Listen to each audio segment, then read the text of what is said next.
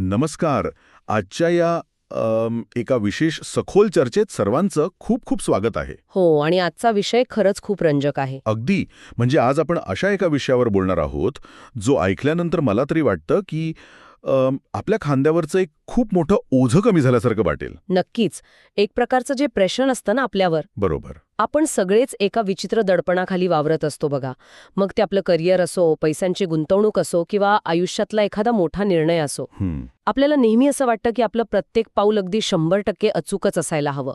एकदा जरी आपण चुकलो तरी सगळं संपलं, अशी एक भीती सतत मनात असते. मी स्वतः बऱ्याचदा हा विचार करत असतो. हो, आणि हे खूप साहजिक आहे. कारण लहानपणापासूनच आपल्या मनावर हे बिंबवलं जातं.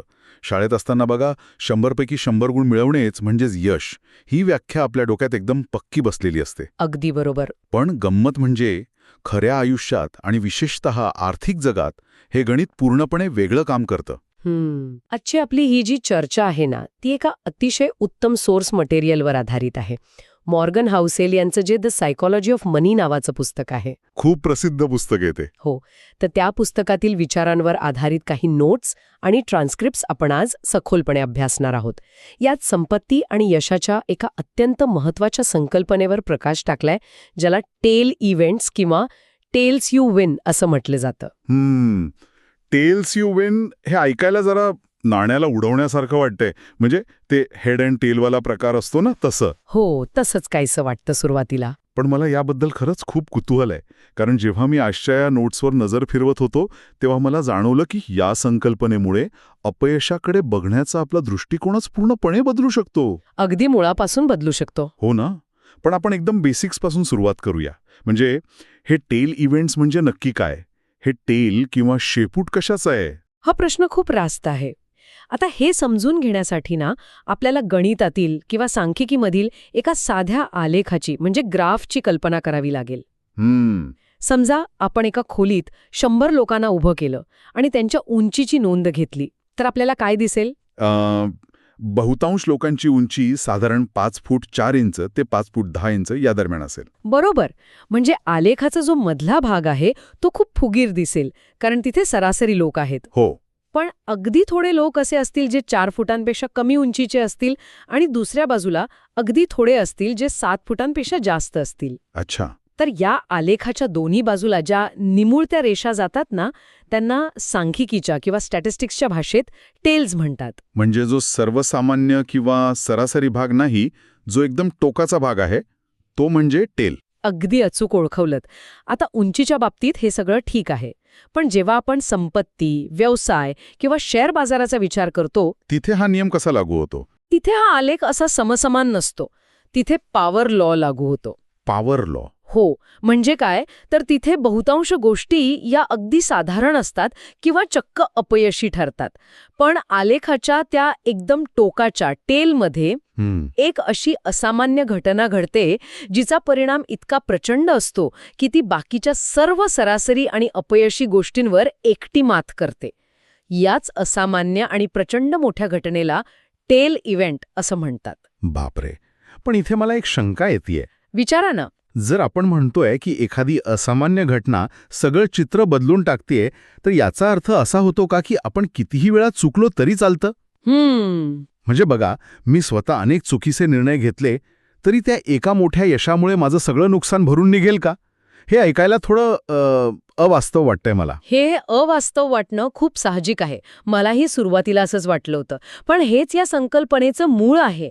आपण एका उदाहरणावरून हे समजून घेऊया, म्हणजे जास्त स्पष्ट होईल. हो, उदाहरण दिलं तर बरं पडेल. आपल्या सोर्स नोट्समध्ये 10 गुंतवणुकींचा नियम अतिशय सविस्तरपणे मांडला आहे.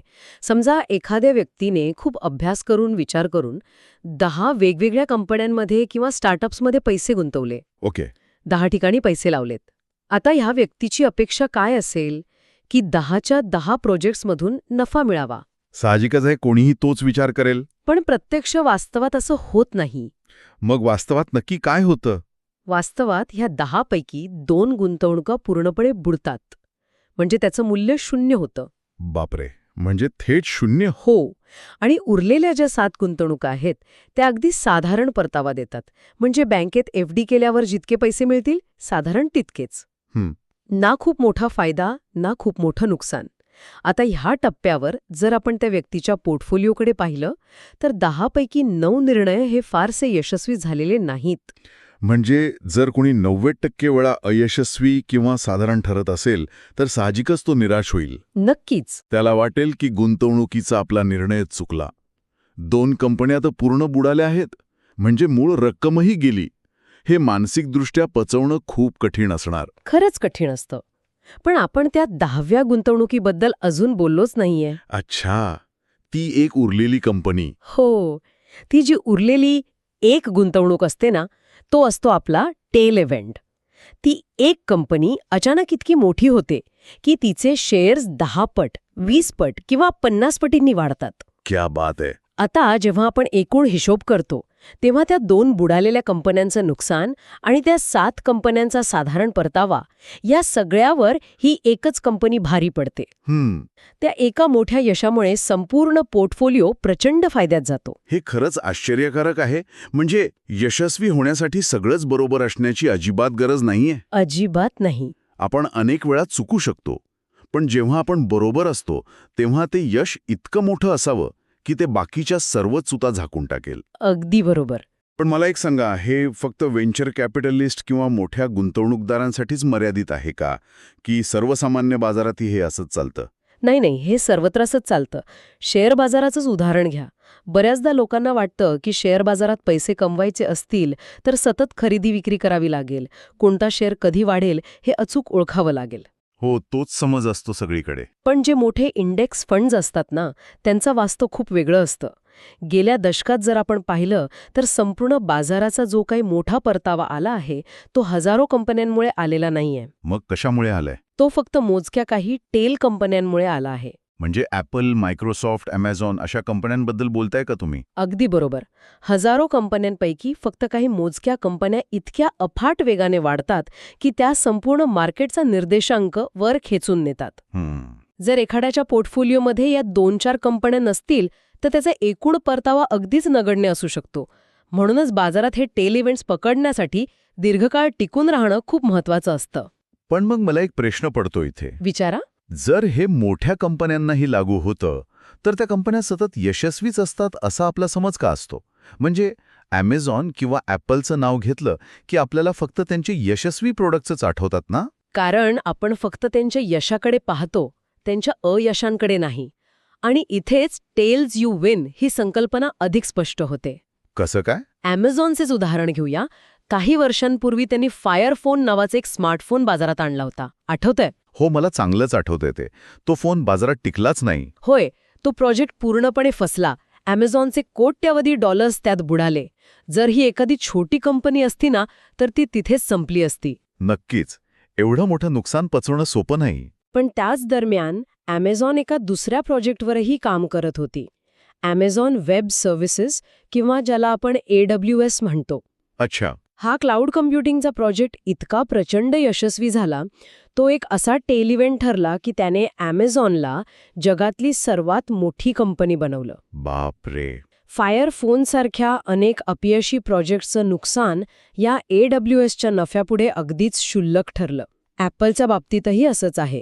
त्यांचेही अनेक प्रॉडक्ट्स फ्लॉप झाले आहेत.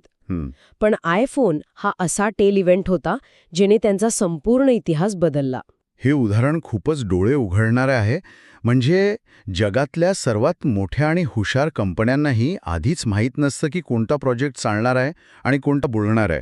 अगदीच हेच. त्यांनाही भविष्य माहीत नसतं. ते फक्त अनेक ठिकाणी प्रयत्न करत राहतात, जोखीम घेतात. डिझनीचं उदाहरणही आपल्या सोर्स मटेरियलमध्ये खूप छान दिलं आहे. डिझनी, त्यांचं काय उदाहरण आहे? डिझनीने सुरुवातीला शेकडो लहान ॲनिमेशन फिल्म्स बनवल्या होत्या.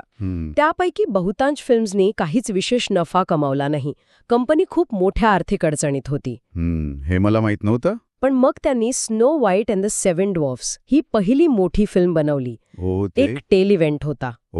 त्या एका फिल्मने इतका पैसा आणि प्रसिद्धी मिळवून दिली की डिझनीचे मागचे सगळे अपयश पुसले गेले आणि कंपनी एका वेगळ्याच उंचीवर पोहोचली. हे ऐकताना मला एक वेगळाच विचार येतोय आता. आपण आतापर्यंत पैसा, शेअर बाजार आणि मोठ्या कंपन्यांबद्दल बोललो. हो. पण या सगळ्याचा आपल्या दैनंदिन आयुष्याशी काय संबंध? एखादा सामान्य माणूस जो रोजची नोकरी करतोय त्याच्या आयुष्यात हा टेल इव्हेंट कसा लागू पडतो? हा नियम आपल्या दैनंदिन करिअरला आणि आयुष्यालाही तसाच लागू होतो, किंबहुना जास्त प्रभावीपणे लागू होतो. कसं काय? करिअरमध्ये आपण अनेक गोष्टी करतो. आपण अनेक लोकांना भेटतो, नेटवर्किंग करतो, नवीन प्रोजेक्ट्सवर काम करतो. यापैकी अनेक अनुभव कदाचित अगदी साधारण असतात. म्हणजे समजा कोणीतरी नवीन नोकरी शोधत आहे. तो व्यक्ती 10-15 ठिकाणी मुलाखती देतो. काही ठिकाणी त्याला नकार मिळतो, काही ठिकाणी पगार मनासारखा नसतो. हां, मग तो व्यक्ती निराश होऊ शकतो. तिथेच तर आपण चूक करतो. आपण त्या 10 नकारांना अंतिम सत्य मानून बसतो. हो, साहजिक आहे तसं वाटणं. पण वास्तवात तो 11वा किंवा 12वा प्रयत्न एक टेलिव्हेंट असू शकतो. एखादीच अशी नोकरी मिळते जिथे कामाचं स्वरूप, पगार आणि तिथले लोक इतके उत्तम असतात की ते मागचे सगळे नकार अचानक अर्थहीन वाटायला लागतात. अगदी खरंय. नेटवर्किंगच्या बाबतीतही हेच होतं ना. आपण शेकडो लोकांना भेटतो, काहींशी ओळख होते, काही विसरून जातात. पण त्या शेकडो ओळखींमधून एखादीच व्यक्ती अशी भेटते जी आयुष्यातला एक मोठा मेंटॉर बनते किंवा व्यवसायातली एखादी मोठी संधी मिळवून देते. हे सगळं ऐकायला खूप तार्किक वाटतंय. पण इथे माझा एक मोठा आक्षेप आहे. किंवा असं म्हणूया की मला एक मोठी अडचण दिसते यात. कोणती अडचण? जर हे इतकं साधं गणित आहे की 8 वेळा अपयशी होऊन 1 वेळा मोठं यश मिळणार आहे, तर मग सगळेच लोक यशस्वी का होत नाहीत? जर हे फक्त गणिताचं सूत्र आहे, तर लोक मध्येच का हार मानतात? आणि दुसरी गोष्ट, जर 8-9 वेळा अपयश येत असेल, तर तोपर्यंत एखादा माणूस आर्थिक आणि मानसिकदृष्ट्या पूर्णपणे उद्ध्वस्त नाही का होणार? हा अत्यंत महत्वाचा आणि कळीचा प्रश्न आहे. आणि इथेच या संकल्पनेचा दुसरा भाग सुरू होतो. तो म्हणजे सर्व्हायव्हल किंवा टिकून राहणं. टिकून राहणं. हो, आपण जे म्हणालो की लोक हार का मानतात, कारण हे गणित कागदावर सोपं दिसतं, पण प्रत्यक्ष आयुष्यात तो काळ जगणं खूप कठीण असतं. जेव्हा सलग 2-3 प्रोजेक्ट्स फसतात तेव्हा साहजिकच मानसिक खच्चीकरण होतं, भीती वाटते. हो, कोणालाही वाटेल की आपण काहीतरी चुकीचं करत आहोत, आपला रस्ता चुकलाय. म्हणूनच टेल इव्हेंट्सचा फायदा घेण्यासाठी पहिली अट ही आहे की तुम्ही त्या खेळात टिकून राहिलं पाहिजे. जर एखाद्याने आपले सगळे पैसे एकाच व्यवसायात किंवा एकाच स्टॉकमध्ये लावले आणि तो बुडाला, तर तो माणूस गेमच्या बाहेर फेकला जातो. तो टेल इव्हेंटची वाट पाहण्यासाठी उडतच नाही. अच्छा. त्यामुळे जोखीम अशी घ्यावी लागते ज्यामुळे एखादा निर्णय चुकला तरी आपण पूर्णपणे रस्त्यावर येणार नाही. आपल्याला अनेक छोटे छोटे प्रयोग करावे लागतात, जेणेकरून एक प्रयोग जरी खूप यशस्वी झाला तरी काम फत्ते होतं. म्हणजे 8 वेळा अपयशी व्हायचे, पण असं अपयशी व्हायचे की ज्यामुळे आपला संपूर्ण पायाच ढासळणार नाही. आपण नव्याने 9वा प्रयत्न करण्यासाठी उभे राहू शकू. अगदी तसंच. आणि दुसरी गोष्ट म्हणजे संयम. बहुतांश लोक खूप लवकर हार मानतात. टेल इव्हेंट्स किंवा मोठं यश हे एका प्रक्रियेचा भाग असतो आणि ते सहसा उशिरा येतं. रातोरात काहीच होत नाही. हो ना, ते लगेच मिळत नाही. आपण एखादं झाड लावतो तेव्हा ते सुरुवातीची अनेक वर्ष फक्त मुळं घट्ट करत असतं. फळं खूप उशिरा येतात. जर आपण फळं लवकर येत नाहीत म्हणून झाडच तोडून टाकलं तर तो आपला दोष आहे. संयमाशिवाय या संकल्पनेचा काहीच उपयोग नाही. म्हणजे ते 2 बुडालेले शेअर्स किंवा त्या 7 साधारण गुंतवणुका बघून लोक ती 20 पट वाढणारी गुंतवणूक करण्याची संधीच सोडून देतात. ते आधीच घाबरून खेळातून बाहेर पडतात आणि मग म्हणतात की एक क्षेत्रच खराब आहे. बरोबर. म्हणूनच आपण या संपूर्ण विश्लेषणातून काही महत्त्वाचे धडे गिरवणं गरजेचं आहे. या धड्यांचा अर्थ केवळ ऐकण्यापुरता मर्यादित नसून तो आचरणात आणण्यासाठी आहे. आपल्या सोर्स मटेरियलमध्ये यावर खूप भर दिला आहे. मग हे धडे आपण कसे अंमलात आणायचे? कारण थिअरी आणि प्रॅक्टिकलमध्ये खूप फरक असतो. सर्वात पहिली आणि महत्त्वाची गोष्ट म्हणजे अपयशाची भीती मनातून काढून टाकणं. आपण हे समजून घेतलं पाहिजे की अपयश हा प्रवासाचा शेवट नाहीये, तर तो एका मोठ्या यशाकडे जाणारा एक स्वाभाविक टप्पा आहे. जेव्हा एखादा निर्णय चुकीचा ठरतो तेव्हा स्वतःला दोष देण्यापेक्षा तो या टेल्स यू विन प्रक्रियेचा एक भाग आहे हे मान्य करणं जास्त गरजेचं आहे. म्हणजे जर मला माहीत असेल की मला 10 पैकी 8 वेळा नकाराचा सामना करायचा आहे, तर मी तो नकार वैयक्तिक पातळीवर घेणार नाही. मी त्याला फक्त एक सांख्यिकीय घटना मानेन. अगदी बरोबर. आणि यातूनच आपल्याला दुसरा धडा मिळतो, आपला दृष्टिकोन दीर्घकालीन असणं. Long term thinking. हो, जेव्हा आपण एखादी गुंतवणूक करतो किंवा करिअरचा निर्णय घेतो तेव्हा आजचं नुकसान किंवा आजचं अपयश हे 5 किंवा 10 वर्षांच्या दृष्टिकोनातून पाहिलं तर अतिशय क्षुल्लक वाटू शकतं. आपण मगाशी Amazonचं उदाहरण पाहिलं ना, त्या काळात फायर फोनचं अपयश खूप मोठं वाटलं असेल त्यांना. पण आज 15 वर्षानंतर मागे वळून पाहताना ते अपयश AWSच्या यशापुढे काहीच वाटत नाही. हे ऐकून मला जाणवते की आपण नेहमी एका परफेक्शन ट्रॅपमध्ये अडकलेलो असतो. प्रत्येक गोष्टीत 100% अचूक असण्याचं जे ओझं आपण बाळगतो ते फेकून देण्याची वेळ आलीय. नक्कीच. जर जगातले सर्वात यशस्वी गुंतवणूकदार आणि मोठ्या कंपन्या निम्म्याहून अधिक वेळा चुकीचे निर्णय घेत असतील, तर आपण सर्वसामान्य लोक स्वतःकडून इतकी अवास्तव अपेक्षा का ठेवतो? हाच तर या संपूर्ण चर्चेचा गाभा आहे. आणि तिसरा आणि चौथा धडाही याच विचारातून येतो. तिसरा धडा म्हणजे संयम ठेवणे, जो आपण मगाशी बोललो. आणि चौथा आणि सर्वात महत्वाचा धडा, एक मोठं यश अनेक छोट्या अपयशांवर सहज मात करू शकतं. बरोबर. यशस्वी होण्यासाठी प्रत्येक निर्णय अचूक असण्याची गरज नसते.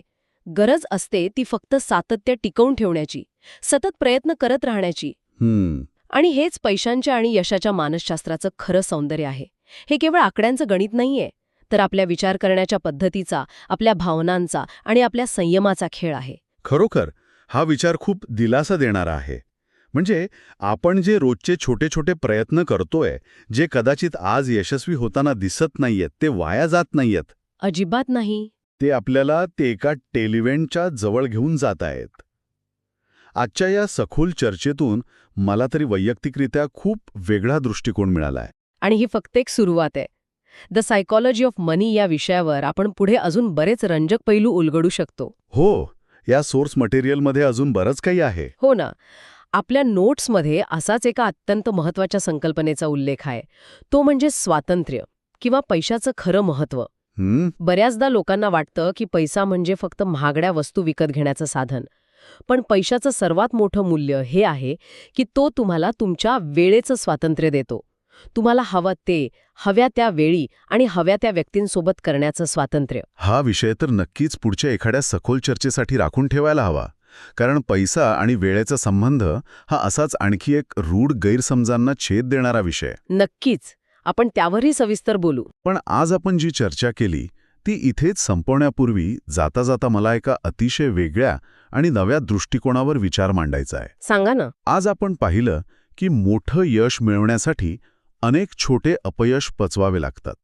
पण काय होईल जर आपण आपल्या रोजच्या अपयशांना मागे खेचणारे अडथळे न मानता त्या एका मोठ्या यशापर्यंत पोहोचण्याची अपरिहार्य गणितीय पायरी किंवा एक प्रकारचा टॅक्स मानलं. टॅक्स म्हणजे कर? हो. म्हणजे जर मला माहीत असेल की मला तो मोठा टेल इव्हेंट गाठायचा आहे, तर वाटेत येणारे हे छोटे अपयश हा तो टॅक्स आहे जो मला भरायचाच आहे. तो फाईन नाहीये, तो टॅक्स आहे. वा. जर आपण असा विचार केला तर मी प्रत्येक अपयशाचं स्वागत का करू नये? एका मोठ्या यशाची पूर्वतयारी किंवा त्याची किंमत म्हणून या अपयशांकडे बघता येईल का? खरोखरच एक अतिशय सखोल आणि विचार करायला लावणारा मुद्दा आहे. जर अपयशाला आपण एक अनिवार्य कर मानलं तर त्याची भीतीच उरणार नाही. बरोबर. आणि याच एका वेगळ्या विचारासोबत आपण आजची ही चर्चा इथेच थांबूया. या प्रश्नावर नक्की विचार करा. आजच्या या सखोल चर्चेत सहभागी झाल्याबद्दल खूप खूप धन्यवाद. धन्यवाद. पुन्हा भेटूया अशाच एका नवीन आणि रंजक विषयासोबत. तोपर्यंत विचार करत रहा, प्रयोग करत रहा आणि सातत्य टिकवून ठेवा.